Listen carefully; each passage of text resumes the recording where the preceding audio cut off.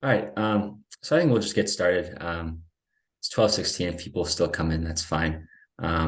We'll get started. Thank you all, everyone, for being here. If anyone cannot hear me okay, let me know in the chat. But welcome and thank you for being here. And we have President Beth Paul with us today. If you want to just say hi quickly. Hi. All right. What we're going to do today is our lunch and learn is about why NAS. Essentially, we're just going to be talking about if you're interested in Nazareth, why this would be the place for you. So without further ado, we're going to turn it over to President Paul. She's going to talk a little bit about why NAS, and then if you have any questions, that'll be the time after that. So without further ado, President Paul, thank you. Thank you so much. And I appreciate everyone joining today. As you can see, I'm in a car. I'm trying not to make you car sick just by driving with me. I hope that this will be good connection today. So I am really excited to spend some time with you and talk about why Nazareth University. This is the beginning of my 4th year here. So if you can think about the last few years, it's been a very interesting few years. And I know you know that because you're either a parent of someone who has been trying to make their way through high school over those last few years, or you're a counselor who's been working with students as they have been working through this time. It's really been a very challenging time, and it's impacting us in all sorts of ways. So what is always a complex transition time, in some ways is even more complex. And I know that it makes your journey and your selection a very thoughtful one. You know, it is always an important choice. It is always an important process of feeling the differences among different higher education institutions. They're not all alike. There's a whole array of choices for college or university. And they feel different. They are different in some structural ways, but they also feel different in terms of culture. So I would imagine, given the time that we've been through, that what's even more importantly on your mind is finding that place where your child is going to feel a sense of empowerment, a sense of belonging, a sense of being cared about. And that's really what we emphasize at NAS. So at Nazareth, this is a place where every individual is valued, every individual is seen as an individual, and every individual is celebrated for what they're bringing into our community. And then we help people, all of those different people, form a sense of community here and know what it is to form a sense of community. Because our goal is that every student here goes on from Nazareth to be a person who will form community wherever they go and will have a thriving life. So is our emphasis on preparing our students for wonderful careers? Absolutely. And even more than that, our emphasis is on preparing our students for a thriving life. We talk about one's life's work. Every one of us has a purpose. Every one of us has things that we're bringing into the world.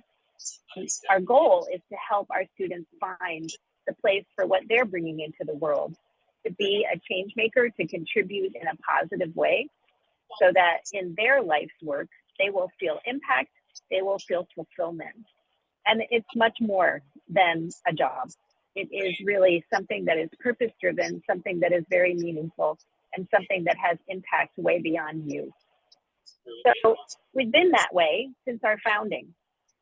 Some of you may know that we're almost 100 years old. So we're excited about our birthday coming up next year. We're excited that in that inaugural class, it will be the first class as a university in our next century, which is really very exciting.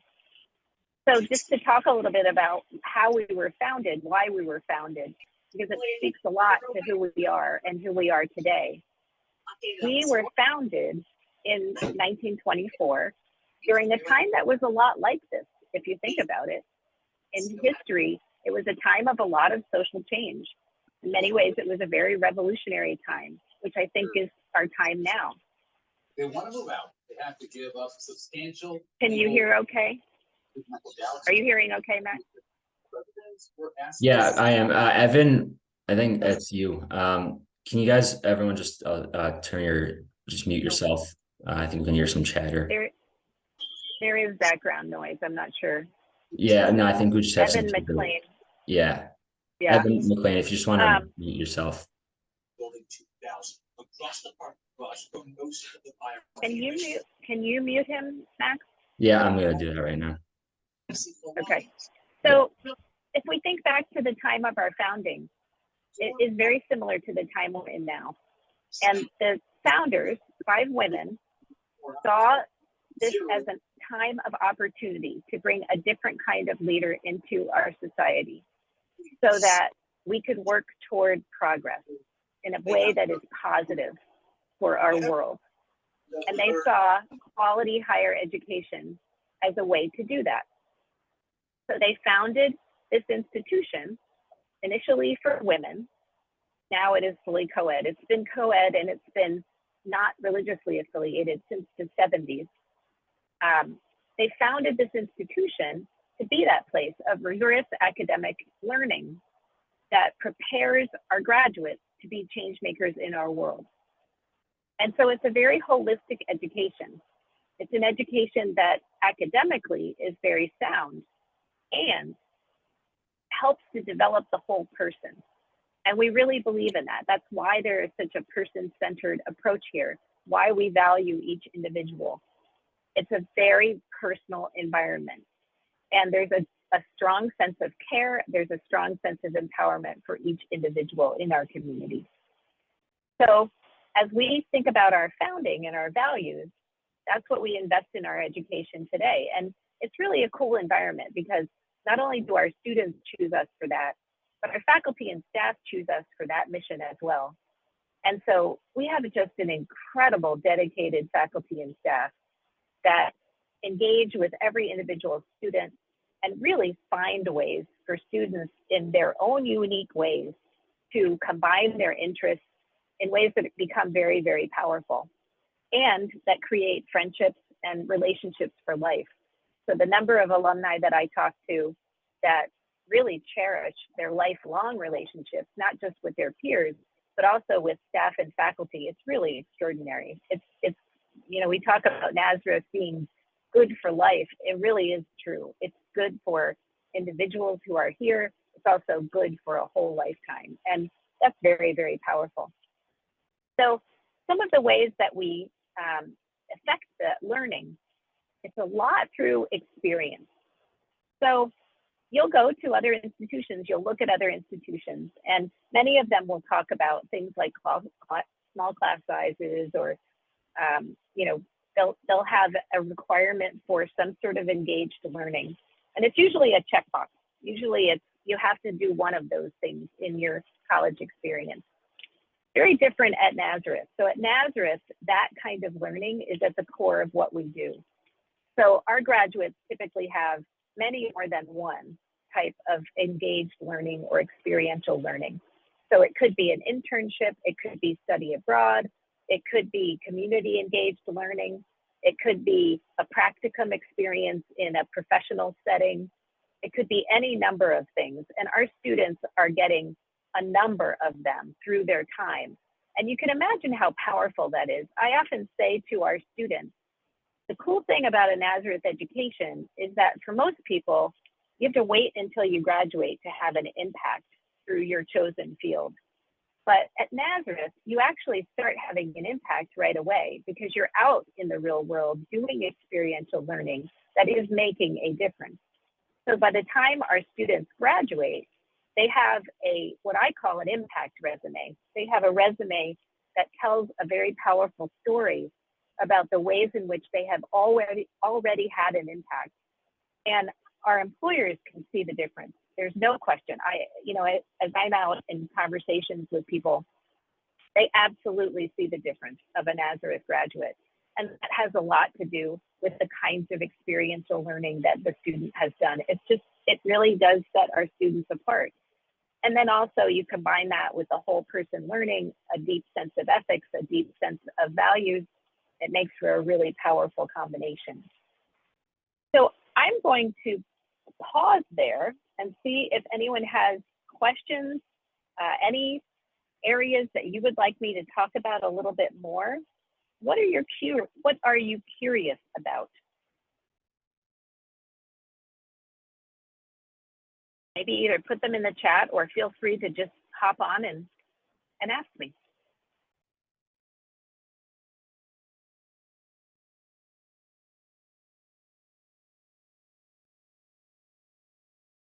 So let me talk a little bit about the campus. If you haven't been to campus, I welcome you to campus. I would love to have you come and visit. It's an incredible experience. We have been identified as the top beautiful campus in New York. We're very proud of that. And our students really enjoy that day in and day out. I'll tell you, during the pandemic, our campus was such a saving grace because our students really thoroughly enjoyed being here and had all sorts of opportunity for engaging with people safely because of the way our campus is set up and because of the beauty and surrounds of our campus. So there's a very active campus life here. Students can come and create whatever is of interest to them. They can also choose from among all sorts of organizations. But if they have their own interests, they can also come and start their own interests. We do have a very active athletic program that has been wonderfully competitive and accomplished. And they're incredible people. You know, they are all well-rounded individuals who are excelling both athletically as well as academically, and then also in terms of their personal contributions to our community. So it creates a very exciting atmosphere. We do a lot of pop-up activity, which our students really love. So you never know. In any given week, you know, you may be walking out to find a truck that is handing out flowers, or you might be doing goat yoga, or my favorite, axe throwing, or you might be, you know, eating crepes from the creperie downtown, or eating Pittsburgh dairy ice cream. It's absolutely, you know, a vibrant environment, and also one that is very inclusive of the students in a whole range of interests. Max, I saw a question come in. What, direct me?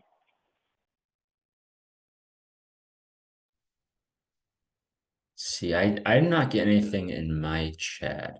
Does anyone have any questions for President Paul so far? Oh, Yeah, okay. yeah, I think Here we go. So talk about the food. I don't know about that one. That they're able to see the food. the food, and it says mold. I'm not quite sure about that. Says, would you be willing to talk about the food and mold issues that are being talked about? Oh, sure. Okay. So we work with Sodexo Dining, and that is you know, a large food service company that works with lots of different higher education institutions. We have a full service food service here on campus for students, and lots of different options for students. So we have the main dining hall, which has all different kinds of places and stations for our students. And then we have two other locations, actually three other locations. We have one that is Millie's Cafe, that is in the library, that just was substantially renovated and has become a beautiful living room for our campus. It's really incredible. That's more of a coffee shop, but also has some food options. And then we have the Cab, which is in the student center, and that has options especially for late night for our students, and our students really enjoy going to late night there. And then we also have a small, really kind of smoothie bar over in the Golisano training facility, which our athletes and our students who use that recreation facility really enjoy. We did have an issue in the last couple of weeks where we did find substandard conditions in some of our food service operations. All of them have been corrected. We are regularly inspected, as any food service operation would be. And so as soon as something like that is found, which is very rare, it is corrected immediately, and all of those issues have been corrected. Some of what I find really impressive about our food service is that we have an on-site dietitian, and then our general manager is also someone who is really attentive. We also have a new executive chef who is awesome. He's doing all sorts of really cool events with students. But you know, the personal care, again, that even Sodexo as an external partner takes with our students is really impressive. So I've had students contact me, for example, you know, saying that they have certain nutrition requirements or dietary restrictions. And both the nutritionist as well as the manager of our dining operation will meet with the student and review their specific needs, and will make sure that they know what is safe for them to eat and that they have sufficient food for them that is safe to eat. It's quite impressive. And then there's also a student dining committee, and that's taken quite seriously here. So the manager, again, meets with a group of students that regularly gets input from students, and they're very responsive. I've actually been involved with Sodexo at a number of campuses, and this crew that we have here is one of the most responsive teams I've seen. So they're very, very responsive to student interest. So that's a little bit about dining. Happy to say more if you have more specific questions. Thank you. Other areas you'd like me to talk about? We do have another question. Linda is wondering, Sure. what other schools have you worked at, and how is NAS different? Oh, good question. So I started my career at Boston University. That's really different. I wish I had gone to a school more like NAS than a really huge university. It's really a substantially different experience. And then I was at the College of New Jersey in New Jersey for many years as a faculty member. I was at Stetson University in Florida, Capital University in Columbus, Ohio, and here. There are several things I would say about what makes Nazareth different. The primary thing I would say is I'm a very mission-directed person. So I believe that higher education really is very important for our society. And what I look for in an institution, whether it's for my children to attend or whether it is for me to work at, I'm looking for a place that has that mission, that bigger mission, that really inspires the institution to think about the future of the students, to think about the roles that they're actively going to play in society. That's why we do what we do, and that has the courage to actually do it. Anybody who has worked in an educational environment knows that sometimes it's slow to make some changes. And what I really appreciate about Nazareth is that we really care so much about the students and their futures that we work for progress. So our mission, yes, is a mission for our students. It's also a mission for ourselves. And our founders found us to be a place that was for the times, of the times, and for progress, always working for progress. And we do that. It's never easy. I mean, it's not easy in any organization. You're all parts of other organizations, and you know that change is not easy for us to manage as people. And I think especially given what we've been through these last few years, it can be challenging. But with a mission like that, it really does drive people, and it infuses people with an inspiring direction. And I find that to be very real here. And I find it to be infused throughout our community. So I was saying earlier, people choose to be here. You know, change happens, but progress is a choice. People choose to be here, and people choose to be here to make progress. And to me, that's a very, very different quality of an institution. What I always say to students, prospective students, I say a few things to them as they're thinking about making this choice. One is trust yourself. Listen to yourself. You're going to know when you find the place that feels right to you. It's in the heart. It's not the head. It's the heart. So trust yourself and listen to yourself. The other thing I say to prospective students is you want to find that place where all of you is welcome. You know, I think it's a shame that we live in a community and in a society that from a very early age always tries to put you in a box, tries to put you in a category or in a column, and makes you focus. I certainly was that kid. I had a lot of different interests, and my mother would get so frustrated with me. She would say, would you just pick something? That's not what we believe here. Here, we want to see all of the students. We really value that students come with different interests, and sometimes interests they've had, but they haven't been able to explore yet. And we invite students to bring all of themselves here, to feel like all of that is welcome, and to work with us individually. Faculty do this as advisors, staff do this all the time. I do this with students as I walk around and interact with students. Put your ideas and interests out there, and let's help you knit them together in a unique and different way. Because we know that in order to be a change maker, a person who works for progress in society, we need people who can combine things in new and different ways. We need people who can be that unique contributor to society. And so that's what we invest in. And I find it to be very refreshing. I'm very happy to be where I am. I've had some wonderful experiences in higher education. And this, I have to say, feels like the most authentic of anywhere I've been. Thank you. What else can I answer for you today? Of course. All right, do you have any other questions? All right.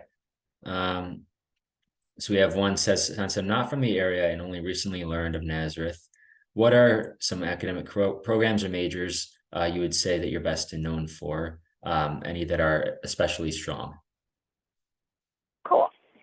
Right now, we have a contest going on for the greatest number of applications, and it's between nursing and musical theater. So it gives you a sense of the breadth of our programs. We are an unusual little big university. So what I mean by that is we are relatively small, right, in terms of the intimacy of the community, the closeness of the community, and the personalized attention. But we are big in terms of our footprint. We have a wide array of academic programs. So we certainly have the programs in the liberal arts and sciences, and we believe that the liberal arts and sciences are a very important foundation for all of us, especially today. You know, when I talk to employers, they want people who are critical thinkers. They want people who know how to communicate. They want to have people who have interpersonal skills and know how to work with others. So we believe that that is a foundational core for our students. But then we have a whole array of both liberal arts and sciences and professional majors. So we have majors in professional areas in health and human services, education, business, in the musical and performing arts, as well as, you know, all of the liberal arts areas as well. So some of the things that we're most known for, I would say our health professions really are very, very strong. You can imagine that that emphasis on experiential learning is what makes a lot of our programs so distinctive. Our experiential learning, you know, our students in health and human services, they're out there their first semester doing work in, you know, real world environments. It's extraordinary. And so the amount of experience they get, same with education, same with business, same with music, performing arts, it's incredible how much experience they get, and it really distinguishes them as graduates. Music and performing arts is very, very strong. And our students go on and do a lot of different things. We're very strong both in the performance elements, but also in art therapy and music therapy, and actually have thriving programs in those areas. And then some of the more current programs, which are very cutting edge right now, have to do with AI. So we have 3 different majors, 2 in the business school, 1 in arts and sciences, that focus on artificial intelligence. Sometimes you wouldn't think of a Nazareth in that way. If you know the Rochester area, we have Rochester Institute of Technology down the road, which is certainly a technology hub. What's different about Nazareth is that we bring an interdisciplinary lens.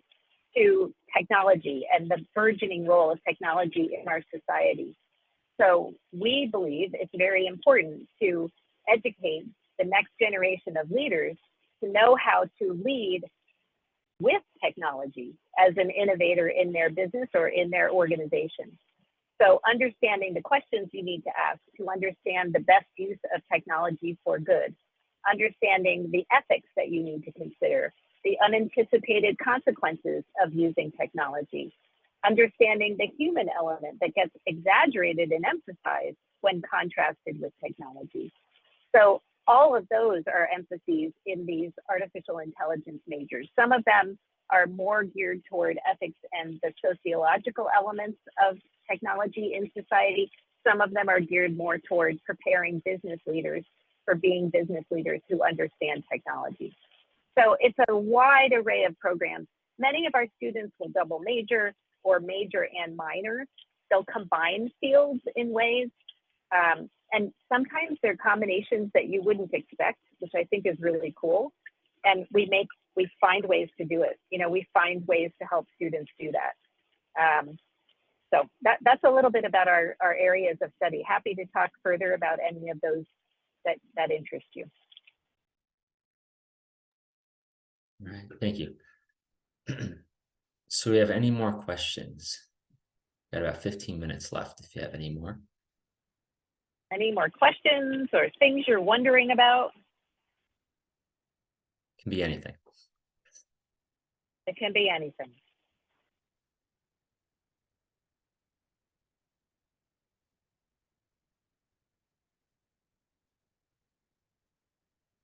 Well, we are here for you as well as for our students. And, you know, we really do think this is a collaborative venture. Oh, here's another one. We do have some more. All right. Safety on campus. Yep. Safety on campus. So we have a campus safety team on campus, and that team is always present. So 24 hours around the clock, 7 days a week, it's always present. Very, very attentive, very much a community-focused organization that really helps us to keep the community safe. We also have a critical action team that is always prepared for emergency preparedness. And in supporting emergency preparedness, we're always doing tabletop exercises. We're doing training internally. It's just the world we're living in right now, you know, to be very sensitive and to be very aware of what's going on in our environment and to be very proactive in preparing ourselves, no matter what. And so that work is always ongoing. We are part of society, and so we face the same kinds of challenges as every place in society does. But we are a very caring and socially responsible community. So I would reflect on the reason we got through the pandemic so successfully, I believe, is because we really are a community that cares about ourselves and other people. And so people just are more alert, they're more aware, they're more caring when they see something and they see something that's of concern, they say something, and it helps us to have you know, a much more proactive, safe environment. All right, thank you. Our next question is about allowing support animals on campus, the idea behind it, rules.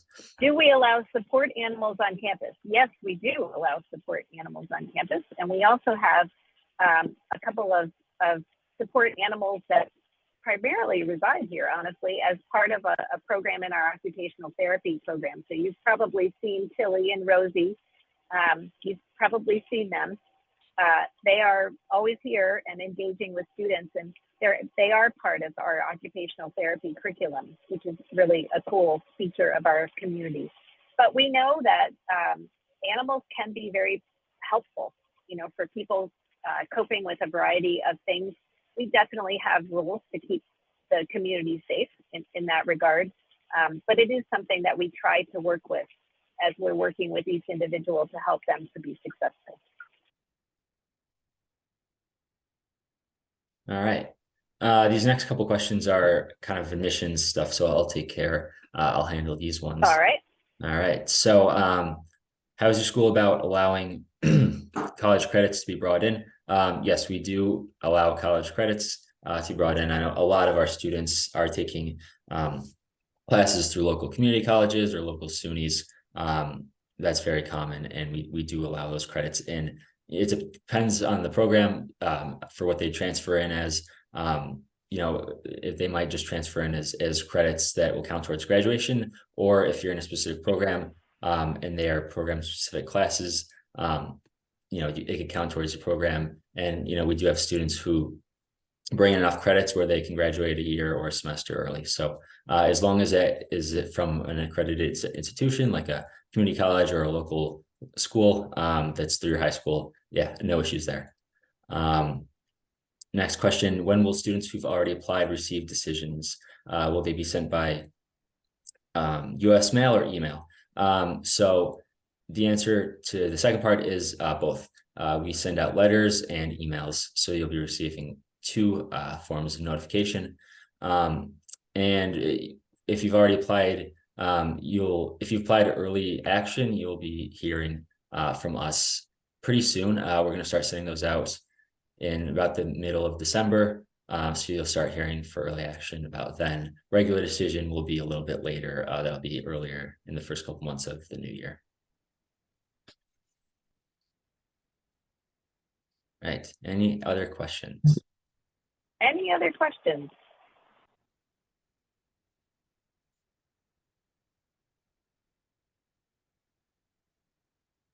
Well, let me just wrap up then, Max, and Yep, sure. I'll just continue the thought I was on earlier.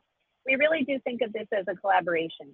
So whether you are the parent of a prospective student, or whether you are a counselor or someone who is caring about students and their transition to college, we are the partner.